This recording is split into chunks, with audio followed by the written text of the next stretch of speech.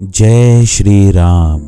आज हमारी कथा का 14वां दिन है। आइए शुरू करते हैं। नारद मुनि की यह तपोमयी स्थिति देखकर देवराज इंद्र डर गया। उसने कामदेव को बुलाकर उसका आदर सत्कार किया और कहा कि मेरे हित के लिए तुम अपने सहायकों सहित नारद की समाधि भंग करने को जाओ। यह सुनकर मीनध्वज कामदेव मन में प्रसन्न होकर चला।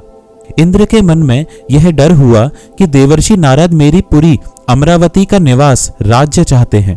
जगत में जो कामी और लोभी होते हैं वे कुटिल कौए की तरह सबसे डरते हैं। जैसे मूर्ख कुत्ता सिंह को देखकर सूखी हड्डी लेकर भागे और वह मूर्ख यह समझे कि कहीं उस हड्डी को सिंह छीन न ले, वैसे ही इंद्र को नारद जी मेरा राज्य छीन लेंगे ऐसा सोचते लाज नहीं आई। जब कामदेव उस आश्रम में गया तब उसने अपनी माया से वहां वसंत ऋतु को उत्पन्न किया। तरह तरह के वृक्षों पर रंग बिरंगे फूल खिल गए। उन पर कोयलें कूकने लगी और भौरे गुजार करने लगे।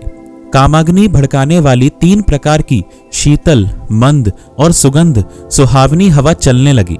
रंभा आदि नवयुवती देवांगनाएं जो सब की सब काम कलाओं में निपुण थीं, वे बहुत प्रकार की तानों की तरंग के साथ गाने लगी और हाथ में गेंद लेकर नाना प्रकार के खेल खेलने लगी।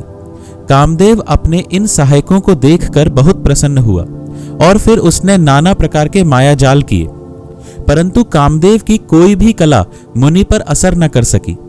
तब तो पापी कामदेव अपने ही नाश के भय से डर गया।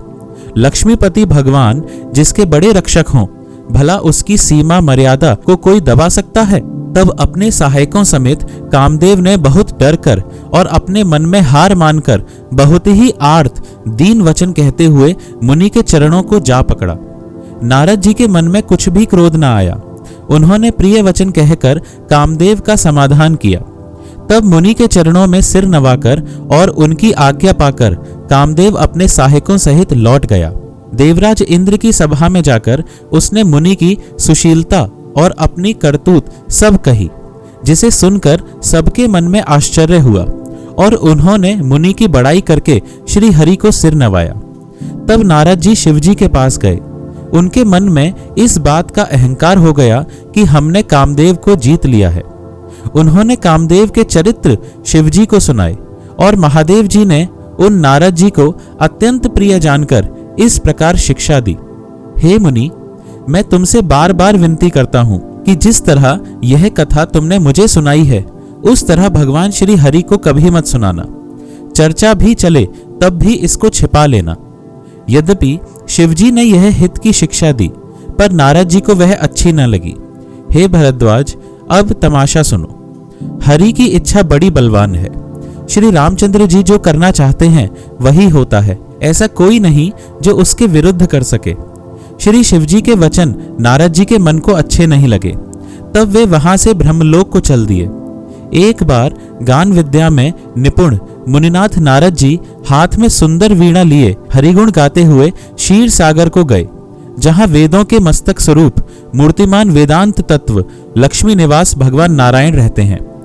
रमा निवास भगवान उठकर बड़े आनंद से उनसे मिले और नारद जी के साथ आसन पर बैठ गए। चराचर के स्वामी भगवान हंसकर बोले, हे मुनि, आज आपने बहुत दिनों पर दया की। यद्यपि श्री शिवजी ने उन्हें पहले से ही बरज रखा था, तो भी नारद जी ने कामदेव का सारा चरित्र भगवान को कह सुनाया। श्री रघुनाथ जी की माया बड़ी ही प्रबल है। जगत में ऐसा कौन जन्मा है जिसे वह मोहित न कर दे। भगवान रूखा मुंह करके कोमल वचन बोले, हे मुनिराज, आपका स्मरण करने से दूसरों के मोह, काम, मद और अभिमान मिट जाते हैं। फिर आपके लिए तो कहना ही क्या है। हे मुनि, सुनिए, मोह तो उसके मन में होता है जिसके हृदय में ज्ञान वैराग्य नहीं है। आप तो ब्रह्मचर्य व्रत में तत्पर और बड़े धीर बुद्धि वाले हैं। भला कहीं आपको भी कामदेव सता सकता है? नारद जी ने अभिमान के साथ कहा, भगवान, यह सब आपकी कृपा है। करुणा निधान भगवान ने मन में विचार कर देखा कि इनके मन में गर्व के भारी वृक्ष का अंकुर पैदा हो गया है। मैं उसे तुरंत ही उखाड़ फेंकूंगा, क्योंकि सेवकों का हित करना हमारा प्रण है। मैं अवश्य ही वह उपाय करूंगा जिससे मुनि का कल्याण और मेरा खेल हो। तब नारद जी भगवान के चरणों में सिर नवाकर चले। उनके हृदय में अभिमान और भी बढ़ गया। तब लक्ष्मीपति भगवान ने अपनी माया को प्रेरित किया। अब उसकी कठिन करनी सुनो। उस हरि माया ने रास्ते में 100 योजन 400 कोस का एक नगर रचा।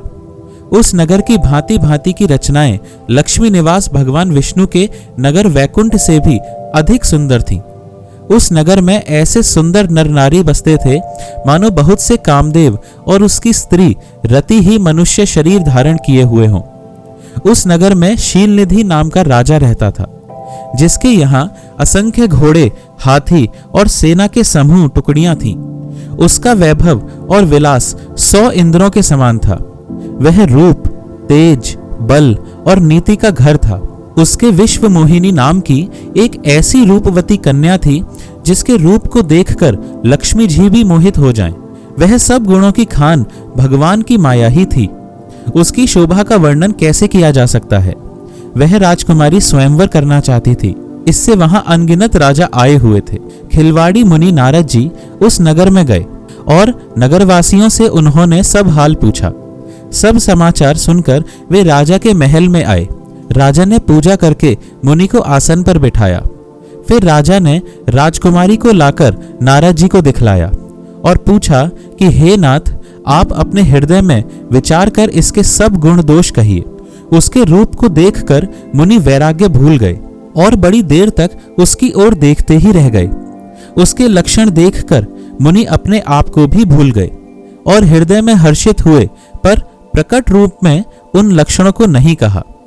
लक्षणों को सोचकर वे मन में कहने लगे कि जो इसे ब्याहेगा वह अमर हो जाएगा और रणभूमि में कोई उसे जीत न सकेगा।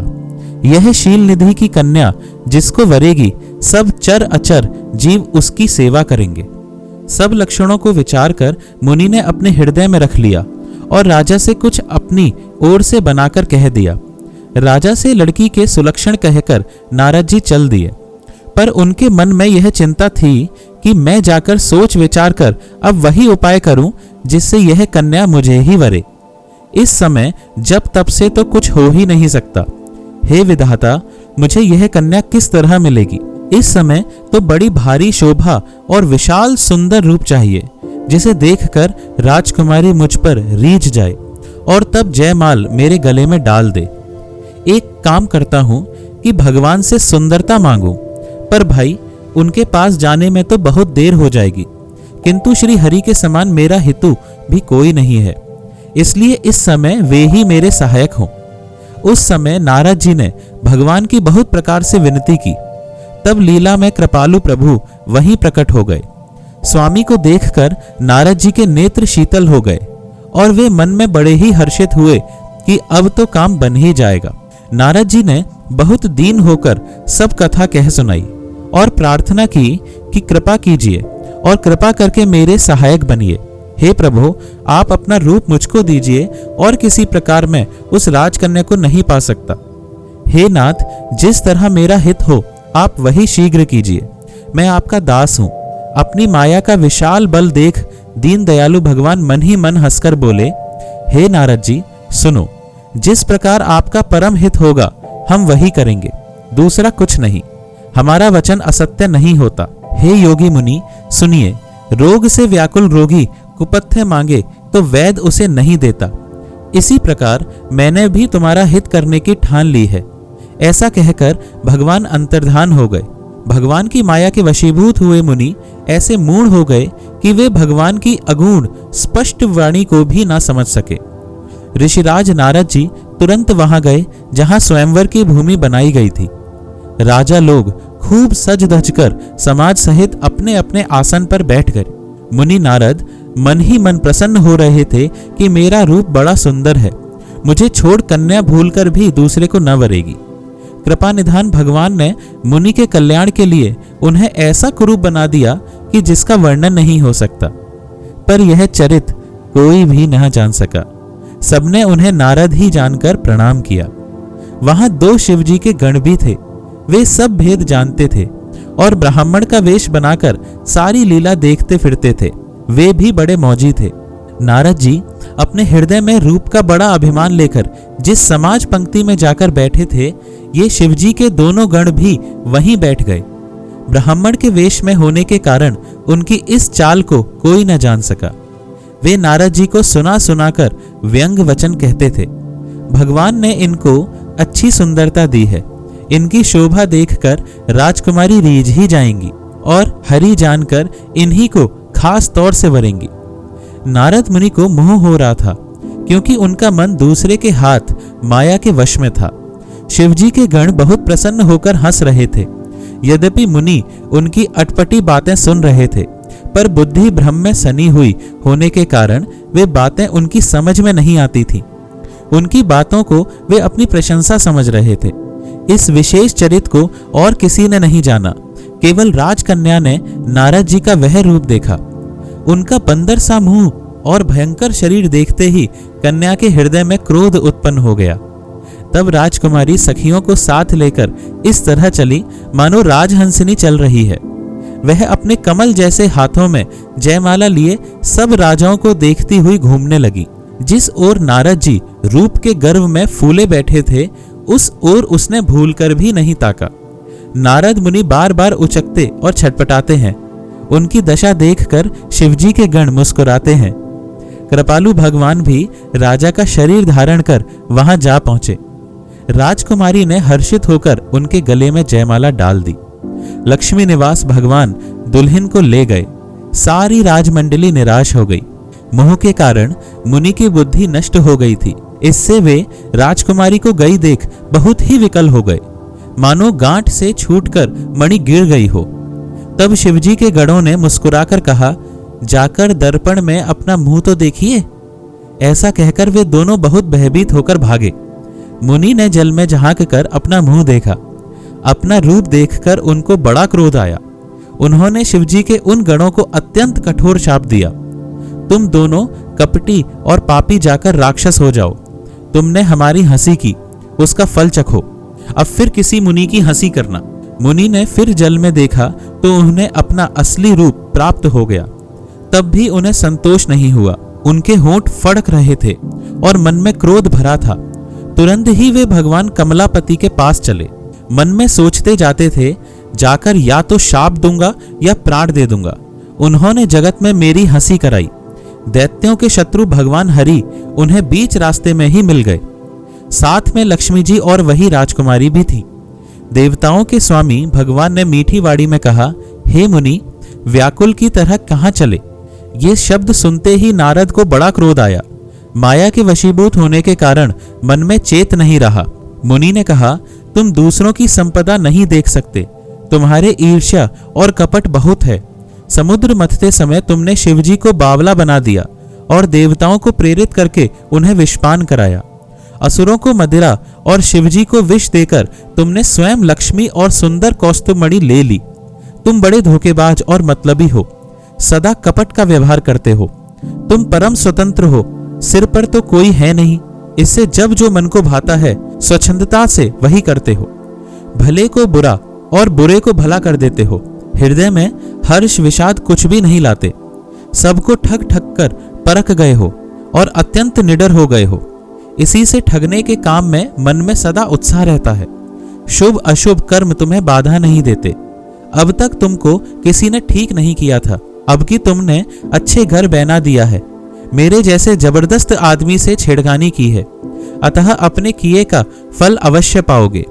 जिस शरीर को धारण करके तुमने मुझे ठगा है, तुम भी वही शरीर धारण करो। यह मेरा शाप है। तुमने हमारा रूप बंदर सा बना दिया था, इससे बंदर ही तुम्हारी सहायता करेंगे। मैं जिस स्त्री को चाहता था उससे मेरा वियोग कराकर तुमने मेरा बड़ा अहित किया है।